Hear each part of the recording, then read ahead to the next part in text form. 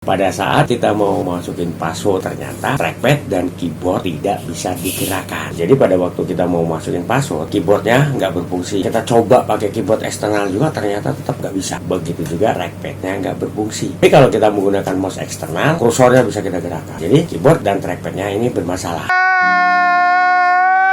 Kembali lagi dengan Andi Profesilah Service. Tunggu subscribe-nya ya. Assalamualaikum warahmatullahi wabarakatuh. Jumpa lagi dengan saya Hendra di Rafflesia Service. Tempatnya tepat untuk memperbaiki kerusakan MacBook. Channel ini selalu setia untuk memberikan tips tentang bagaimana cara merawat MacBook, bagaimana cara mendeteksi kerusakan MacBook, dan bagaimana cara memperbaikinya. Mau servis kerusakan MacBook?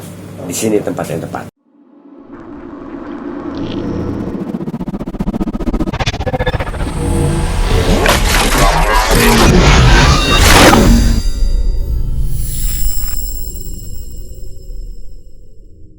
Dari hasil pengecekan yang kita lakukan, setelah kita bongkar logic boardnya, kita bersihkan, itu mengarah ke IC backlit. Tapi kita belum bisa memastikan juga dia ke IC backlit. Cuma kita akan lakukan pengecekan, benar nggak itu mengarahnya ke IC backlit, hingga mengakibatkan trackpad dan keyboard MacBook nggak berfungsi. Ya, bisa jadi karena ada terjadi konsletan atau short arus berdampak ke keyboard dan trackpad nggak berfungsi. Ya, semoga aja masalahnya di sana. Atau juga nih masalahnya di kabel fleksibel LCD-nya bisa, karena ini MacBook bekas kena air. Bekas kena air itu terlihat di bagian soket konektor LCD ada warna merah, ya itu menandakan bahwa pernah kena air. Nah itu kita lakukan pengecekan IC backlit dan di kabel fleksibel LCD-nya. Ya semoga aja kerusakannya di sana, sehingga kerusakan yang dialami oleh MacBook Retina tipe 1502 ini bisa terselesaikan. Karena biasanya penyakit yang seperti ini yang sering saya temuin, ya penyakit seperti ini tuh masalahnya di logic board. Kayak kita bongkar ulang MacBooknya untuk kita lakukan pengecekan di IC backlit dan juga di kabel fleksibel LCD-nya di bagian yang kena air.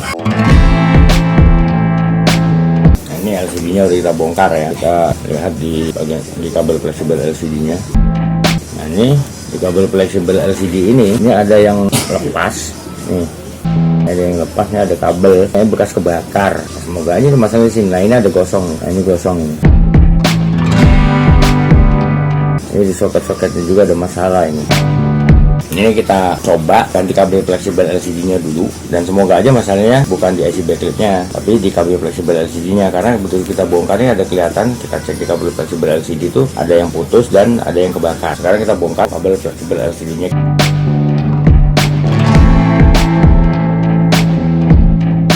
Nah ini kabel fleksibelnya udah kita buka, udah kita lepas. Nah ini bagian sini yang bermasalah. Ini ada kabel sini yang putus, ada kabel yang putus di bagian sini. Ini.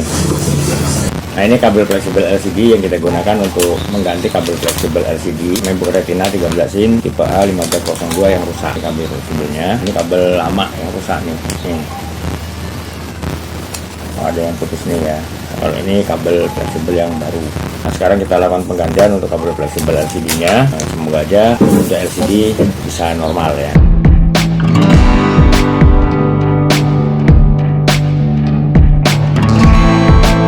Nah ini di sini ini hati-hati nih, ada klip ya, yang kita buka dulu. Jadi jangan main betot, nanti malah PCB konektor LCD-nya yang ini nih rusak kalau main betot ya. Nah ini kita tarik seperti ini dulu, kita angkat nih. Nah ini baru kita tarik. Nah oke, sekarang kita ganti. Nah ini kabel fleksibel LCD tadi.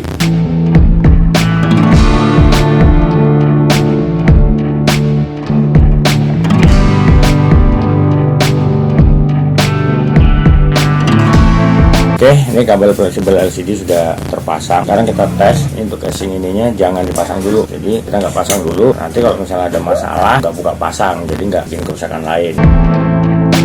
Jadi ini kita pasang bukan permanen dulu ya. Oke, sekarang kita tes. Nah ini untuk kabel WiFi dan webcam belum kita pasang. Ini ada tampilan ya tuh.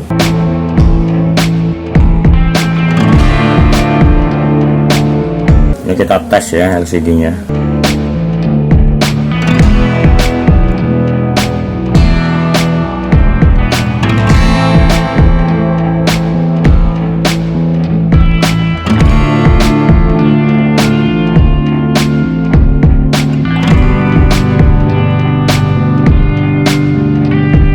Ini kita tes MacBook-nya ya. Ya paling enggak pengetesan biasa yang saya lakukan itu 5 jam untuk pengetesan seperti ini. Semoga selama pengetesan nggak ada masalah lagi, MacBook jalan normal sehingga bisa terserahkan pada pemilik. Oke, kita lanjutkan pengetesan ya.